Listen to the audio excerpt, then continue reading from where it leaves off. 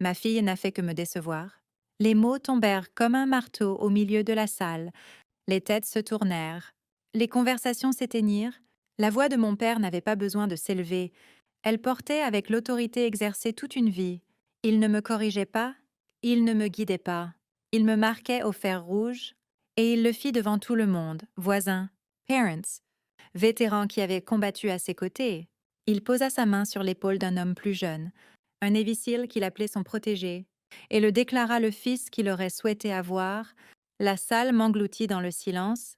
Je suis Théodora Pruitt, et en cet instant, avec le rejet public de mon père me brûlant la poitrine, je compris que la blessure entre nous n'était pas seulement ancienne, elle était encore grande ouverte.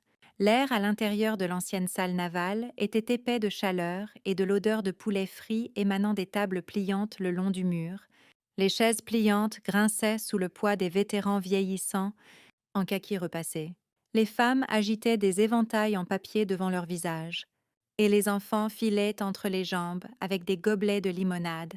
C'était le genre de rassemblement de petites villes où tout le monde connaissait l'ordre des choses, où la tradition pesait plus lourd que la surprise. Mon père, Frank Pruitt, monta sur scène avec l'autorité lente d'un homme qui avait été salué toute sa vie. Ses épaules se redressèrent, comme si l'uniforme était encore sur lui. Bien que ce soir-là, il portât un blazer qui ressemblait plus à une médaille qu'à un vêtement, le bavardage s'arrêta au moment où il s'éclaircit la gorge. Il n'avait pas besoin d'élever la voix. Le commandement lui collait à la peau comme une seconde peau. Puis, avec la précision d'une lame, il laissa tomber les mots. Tout ce qu'elle a fait, c'est me décevoir. La phrase claqua dans la salle comme un coup de feu. Les conversations se figèrent. Une fourchette tinta contre une assiette et s'immobilisa. Toutes les têtes se tournèrent. Et pendant une seconde, je sentis le sol basculer sous mes pieds. Mon visage ne bougea pas, mais à l'intérieur de ma poitrine, quelque chose s'effondra. Il ne s'arrêta pas là. Mon père se tourna, posa sa lourde main sur l'épaule du jeune homme debout à ses côtés, un Navy SEAL aux épaules larges en tenue de parade impeccable, le genre d'homme dont la posture portait ses propres applaudissements. Son nom était Cole Mercer. La voix de mon père gonfla d'orgueil alors qu'il annonçait « Voici le fils que je n'ai jamais eu ». Des murmures d'approbation parcoururent la salle. Les gens hochèrent la tête. Admirant Cole, leur respect glissant loin de moi vers l'homme que mon père choisit d'élever. Mais alors, cela arriva. Les yeux de Cole trouvèrent les miens à travers la salle. La confiance facile quitta son visage. Sa mâchoire se relâcha. Et d'une voix basse, mais assez tranchante pour que chaque oreille à proximité l'entende, il murmura veuve noire. Le mot traversa le silence. Lourd de quelque chose que personne d'autre dans la salle ne comprenait. Les vétérans remuèrent, mal à l'aise. Quelques hommes plus jeunes se raidèrent, comme si le nom portait sa propre gravité. Le sourire suffisant de mon père vacilla. La confusion traversant ses yeux, la salle devint totalement immobile. Respect, soupçon, curiosité. Tout cela se heurta en même temps alors que tous les regards se verrouillèrent sur moi. Le silence rugit plus fort que des applaudissements. Et en cet instant suspendu, je sentis l'histoire que j'avais portée dans l'ombre commencer à émerger à la lumière. La maison où j'ai grandi était petite, en bois, et sentait toujours le café noir et le cirage à chaussures. C'était l'odeur de mon père, la discipline infusée dans les murs. Dès l'âge de 8 ans, il me faisait aligner dans la cuisine comme un cadet, talons joints, épaules en arrière, yeux fixés devant. Ne cligne pas des yeux, disait-il, me regardant jusqu'à ce que mes cils brûlent. Ma chambre n'était pas un refuge. Tous les samedis matins, il l'inspectait comme une caserne, les draps devaient être tendus comme un tambour, les chaussures alignées à un angle parfait de 45 degrés. S'il y avait de la poussière sur le rebord de la fenêtre, je nettoyais jusqu'à ce que le chiffon ressorte noir. Quand je ramenais un ruban de course ou que j'obtenais une excellente note en chimie, il le balayait d'une réponse plate identique. Ne deviens pas arrogante. La vérité était plus simple et plus cruelle. À ses yeux, l'échec avait eu lieu le jour de ma naissance. Il voulait un fils, il m'a eu, et chaque jour après n'était que la preuve de la déception qu'il prétendait que j'incarnais. Ma mère portait la douceur qu'il refusait de montrer. Elle glissait des bouts de papier dans mon sac repas. Des lignes de Dickinson. Frost, Hughes. Des rappels qu'il existait d'autres formes de force. Un jour, murmurait-elle quand il n'écoutait pas, tu voleras. À 17 ans, J'ai rempli ma candidature pour l'Académie navale. Je l'avais laissée sur la table de la cuisine, encore odorante d'encre. Mon père la trouva en premier. Sans un mot, il la déchira en deux, puis en quatre, jusqu'à ce que les morceaux jonchent le linoléum comme des feuilles mortes. Il les jeta à la poubelle et s'en alla comme s'il avait juste corrigé une erreur de formation, mais ma mère en avait déjà fait une copie, discrètement. Dans son dos, elle l'envoya, des mois plus tard, longtemps après que j'eus abandonné tout espoir. Une épaisse enveloppe arriva dans la boîte aux lettres. Je l'ouvris dans l'obscurité de ma chambre, serrant les mots contre ma poitrine, comme s'ils pouvaient disparaître si je les lâchais. Mon rêve n'avait pas survécu grâce à lui. Il avait survécu grâce à elle. Annapolis balaya toutes les illusions. Le matin sentait le chlore et l'herbe coupée. Les nuits de sueur et de couchettes en métal. Mes cheveux étaient tondus. Ma voix entraînait à donner des réponses tranchantes. Oui, monsieur. Non, madame. La précision était la survie. Je n'étais pas là pour devenir une guerrière de première ligne. Ma place était dans le renseignement et les opérations, dans la construction de l'échafaudage des missions que d'autres exécuteraient. J'ai appris à entendre ce que la plupart des gens rataient.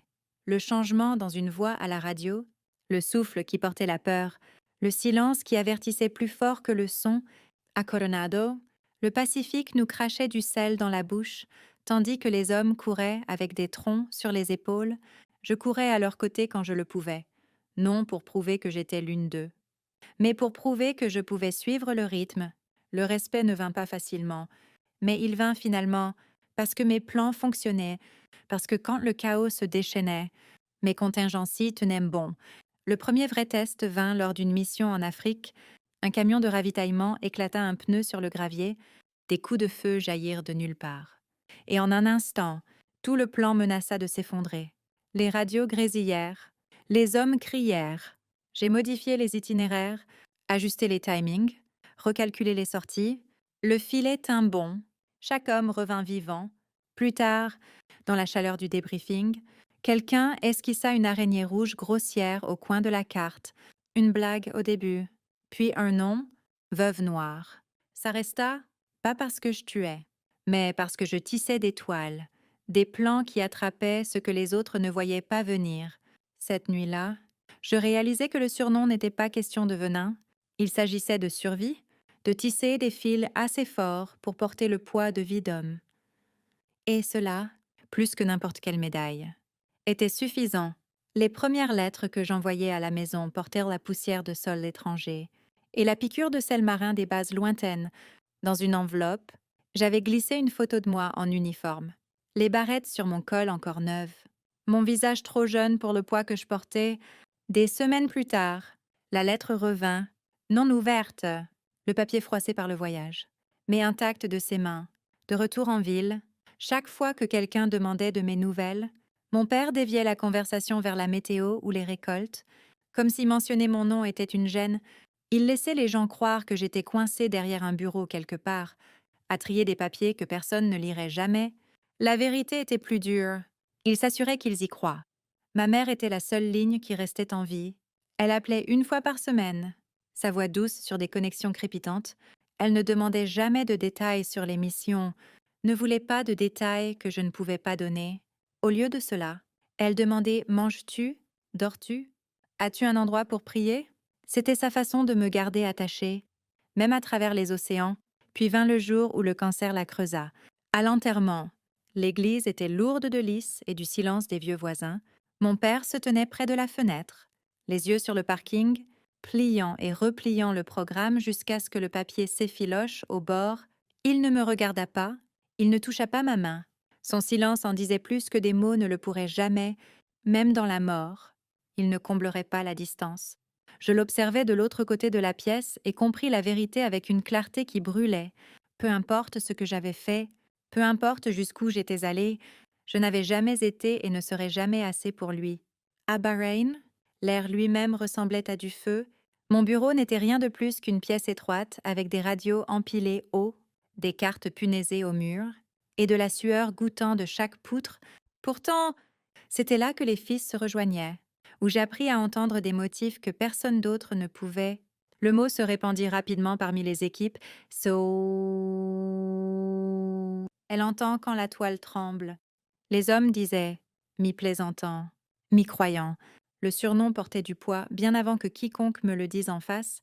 J'ajoutais une nouvelle ligne à chaque liste de contrôle de mission, qui appelle à la maison si les choses tournent mal. C'était un détail que personne ne voulait noter, mais dont tout le monde avait besoin. Bientôt, avant chaque départ, les hommes frappaient 2 fois sur la table, un petit rituel qui devint une superstition, puis un lien. Une nuit, un jeune opérateur s'approcha de mon bureau. Son nom était Cole.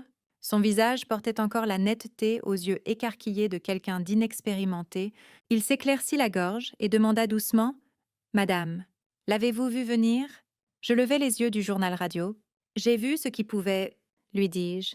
Il hocha la tête, le genre de hochement qui s'enracine profondément, une vérité qu'il porterait longtemps après cette nuit, ce qu'il ne savait pas, et ce que mon père ne se soucierait jamais de savoir, c'était que la mission dont il s'était éloigné cette semaine-là avait failli s'effondrer. Mes ajustements, ma toile, l'avaient été maintenue intacte. Cole vivait grâce à cela. Après l'enterrement de ma mère, alors que les voisins murmuraient des condoléances, un vieux vétéran se pencha près de moi et dit « Il t'appelle Veuve Noire, n'est-ce pas ?» Les mots flottèrent à travers la pièce. Mon père les entendit. Il se raidit, puis tourna la tête, choisissant une fois de plus d'ignorer ce qui était juste devant lui. En cet instant, je compris la scission dans ma vie. Là-bas, dans le sable, le sel et la fumée, mon nom était murmuré avec respect. À la maison, je restais seulement ce qu'il avait toujours décidé que j'étais. Une déception? Après des années d'absence, je roulais de nouveau dans le Panhandle de Floride. L'ancienne salle navale avait été habillée pour la cérémonie, drapeau suspendu haut, table couverte de nappes blanches, tartes alignées en rang net à côté de pichets de limonade suants. J'avais envoyé une invitation à mon père, bien qu'il n'ait jamais répondu. Pourtant, il était là, marchant vers la scène dans son costume usé, comme si la salle lui appartenait encore. Il saisit le microphone et présenta Cole Mercer, un jeune SEAL, sa main ferme sur l'épaule de l'homme. « Le fils que je n'ai jamais eu, » déclara-t-il, l'orgueil gonflant sa voix, puis il se tourna vers moi, me taillant en pièces avec des mots qui coupaient plus tranchants que n'importe quelle lame. « Tout ce qu'elle a fait, c'est me décevoir. » La tête de Cole pivota vers moi, son visage pâlissant. Son murmure porta plus loin qu'il ne l'avait prévu. « Veuve Noire. » Toute la salle entendit. Mon père rit, désespéré de se reprendre. « Elle ne fait que pousser des papiers. Rien de plus. » Il attendit les rires. Aucun ne vint. Le silence s'alourdit. Les yeux se déplacèrent. Le doute se répandit. Pour la première fois, la salle n'était pas entièrement à lui. L'air s'épaissit, les ventilateurs tournant paresseusement au plafond, tandis que des murmures glissaient comme des courants à travers la salle. Cole se redressa, la voix ferme et forte, avec respect. « Monsieur, elle ne classe pas, elle sauve des vies ?» Il leur raconta la nuit où le pneu du convoi avait éclaté, des coups de feu jaillissant de l'obscurité. L'équipe à quelques secondes de la ruine, jusqu'à ce que mon plan les redirige vers la sécurité. Les vétérans hochèrent la tête, les plus jeunes fixèrent les yeux écarquillés, et la salle remodela lentement sa vision de moi. Près du fond, un garçon se pencha contre le côté de son père, murmurant « Elle est réelle ». Les mots se répandirent comme un feu dans l'herbe sèche. Un vétéran pressa une main sur sa poitrine et se leva. Puis un autre, puis d'autres. Un parón. Ils se levèrent, sans applaudir, sans acclamer, juste silencieux et solennels. Un geste plus puissant que des applaudissements. Les yeux de mon père papillonnèrent, sa mâchoire serrée. Le commandement qu'il avait autrefois possédé dans cette salle lui échappa. Pour la première fois, il vacilla. La salle était tombée dans un silence si profond que je pouvais entendre le bourdonnement des ventilateurs de plafond coupant l'air lourd. Des rangées de gens se tenaient épaule contre épaule, leurs chaises repoussées, leurs yeux verrouillés sur moi, derrière mon père. Le drapeau américain remua faiblement dans le courant d'air, ses bords tremblant comme s'il attendait lui aussi. Je m'avançai, chaque bruit de mes chaussures contre le sol résonnant plus fort que des mots. La posture de mon père resta droite, mais je pouvais voir la tension dans sa mâchoire, la façon dont ses yeux papillonnaient vers la foule au lieu de rencontrer les miens. Pour un homme qui avait commandé des salles toute sa vie, il semblait soudain acculé. Je m'arrêtai à quelques pas de lui. debout là où le poids de chaque regard convergeait. Ma voix n'avait pas besoin de s'élever, elle portait d'elle-même, tranchante et stable. Le respect ne s'hérite pas, il se gagne, parfois en silence, parfois dans des salles comme celle-ci, les mots atterrirent comme de la pierre. Pas un seul souffle n'osa briser l'instant, le calme s'approfondit, pressant dans chaque coin de la salle. Pour une fois, je n'étais pas celle qu'on écartait, ou la femme négligée au profit de l'uniforme de quelqu'un d'autre. J'étais celle qui définissait le terrain sous nos pieds. Mon père remua, épaules rigides, son sourire suffisant disparut depuis longtemps. La foule, qui aurait autrefois ri à ses côtés, resta totalement immobile. Pas d'applaudissements, pas d'acclamations, juste le poids des gens se levant ensemble, tenant leur silence comme un vœu. Dans ce silence, quelque chose d'irrévocable changea. Les vétérans qui l'avaient salué pendant des décennies tournaient maintenant leurs yeux vers moi. Les voisins qui m'avaient autrefois plainte me mesuraient différemment. Même les enfants restaient immobiles, les yeux écarquillés, comme s'ils avaient assisté à un basculement de l'histoire. Et au centre de tout cela, mon père semblait plus petit que je ne l'avais jamais vu. Pas un commandant, pas l'homme qui pouvait faire taire une salle par sa présence, juste une silhouette éclipsée par la vérité qu'il ne pouvait plus plier. Le silence n'était plus son arme, c'était la mienne. La salle elle-même avait choisi, et pour la première fois de ma vie, je me tenais plus grande que l'homme qui avait essayé de me briser. La maison semblait plus petite que dans mes souvenirs, sa peinture écaillée, le porche affaissé sous des années de chaleur et d'orage. À l'intérieur, rien n'avait changé. L'odeur de café et de vieux bois persistait, comme si le temps lui-même avait reçu l'ordre de se tenir au garde-à-vous. Je m'assis en face de mon père à la même table de cuisine où j'avais autrefois été entraînée à garder le dos droit et les yeux devant. Le bois marqué portait encore la tache sombre d'une brûlure que j'avais faite adolescente en posant une casserole trop chaude. Il m'avait fait la leçon pendant 1 heure ce jour-là. La marque n'avait jamais pâli. Maintenant, sa main reposait là, tremblante, traçant le contour de cette ancienne imperfection comme un homme cherchant quelque chose qu'il avait perdu. Pendant un long moment, aucun de nous ne parla. Le silence s'étira, pas le silence tranchant de la discipline, mais le silence lourd d'années gaspillées. Puis sa voix le brisa, plus douce, plus fine que je ne l'avais jamais entendue. Je ne savais pas, dit-il lentement, les yeux fixés sur la table. J'attendais un fils. C'était stupide. Les mots atterrirent avec un poids que j'avais attendu toute ma vie d'entendre. Pas des excuses, pas même proches, mais le plus proche qu'il pouvait atteindre. Je pris une inspiration, stable, régulière.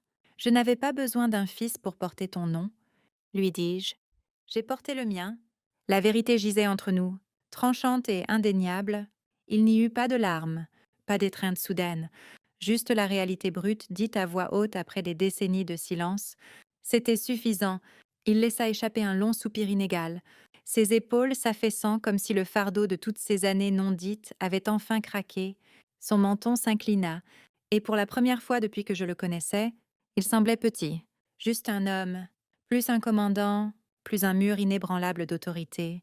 Ses lèvres s'entr'ouvrirent, et le mot sortit rugueux, non parler, comme s'il n'avait jamais été formé dans sa bouche auparavant.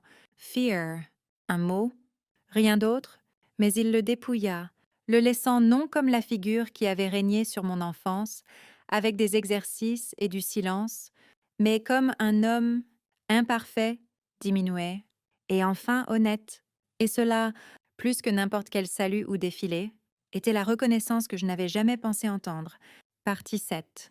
Chapitre 10. Au tombeau de ma mère.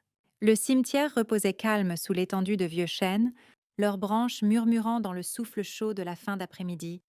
La lumière du soleil filtrait à travers les feuilles, dorée et douce, peignant les pierres tombales d'une lueur qui rendait le silence presque miséricordieux. Je marchai le long du chemin étroit jusqu'à atteindre sa pierre. Usée par la pluie et le temps, je posai ma paume contre le granit frais, sentant les bords rugueux sous mes doigts. Ma voix sortit basse.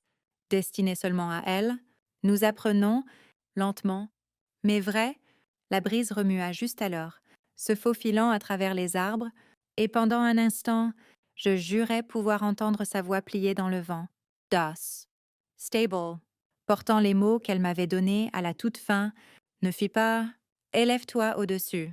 Je fermai les yeux et laissai l'air me traverser, sans le combattre, sans le saisir, juste en le recevant. Quand je reculai, je ne ressentis aucun besoin de colère, aucune fin de triomphe. La paix était plus calme que je ne l'avais imaginé. Je quittai le cimetière avec le poids enfin déplacé. Ce qui importait n'était pas l'effondrement de mon père ou son orgueil dit trop tard. Ce n'étaient pas les murmures qui avaient traversé la salle.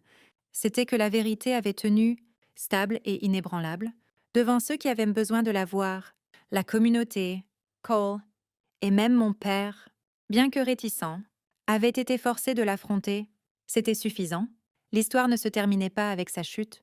Elle se terminait avec ma propre stature, intacte, à l'endroit où elle m'avait autrefois dit que je volerais